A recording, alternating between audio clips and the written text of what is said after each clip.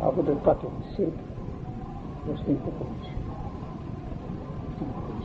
Care l-a numit Pan-Europea, timpul lor.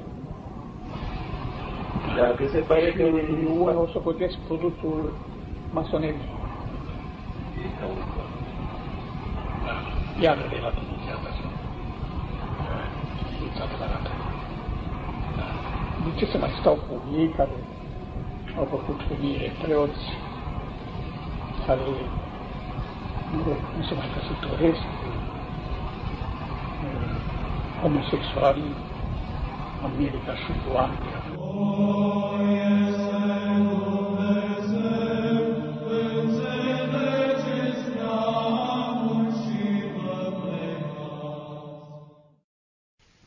Mișcarea ecumenică este o acțiune pe care a inițiat-o, ca să spun așa, au inițiat curentele care încearcă nivelarea religiilor, nivelarea popoarelor, o acțiune pe care masoneria o încearcă de mult vreme.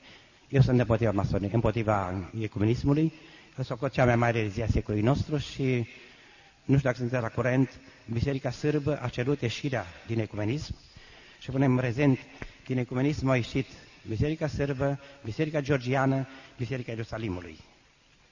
Cred că cel mai bine este să fim foarte prudenți cu ecumenismul, care încearcă nivelarea credințelor, nivelarea spirituală, la nivelul cel mai de jos și distrugerea specificului ortodoxiei.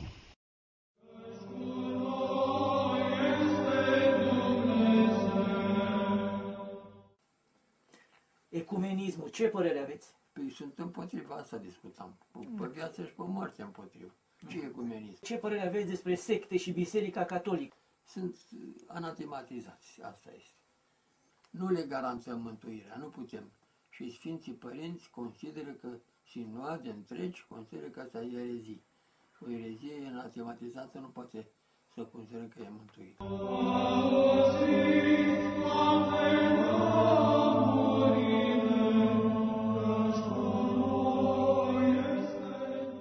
Este ecumenismul o erezie? Este.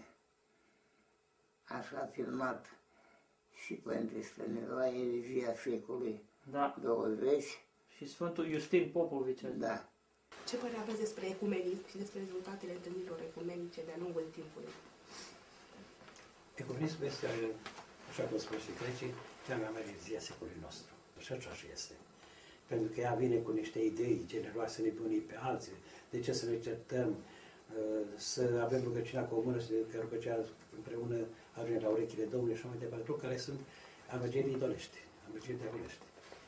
Dar cred că porul avem de credincioși și din ce în ce mai mult se vorbește împotriva ecumenismului și din ce în ce mai mult această opoziție sacră ajunge la urechile credinciosului. Că noi suntem puțini, dar suntem biserică întreagă. Nu ne nesește nimic, nu ne avem ce împrumutat la protestant, dar nici la catolici, nimic, absolut nimic. Biserica noastră o credem și o înțelegem întreagă, are toate dogmele drepte, toată tradiția veche, apostolică și sobronică a Sfinților Părinți. Și are toate canoanele, are toată tradiția liturgică, canonică, dogmatică și istorică. Tot ce ne trebuie avem în biserica. Păi biserică care a mers pas cu pas după tradiția evanghelică și apostolică și sofonică până în ziua de. Și ei știu asta, de ce ei vor să apropie de noi?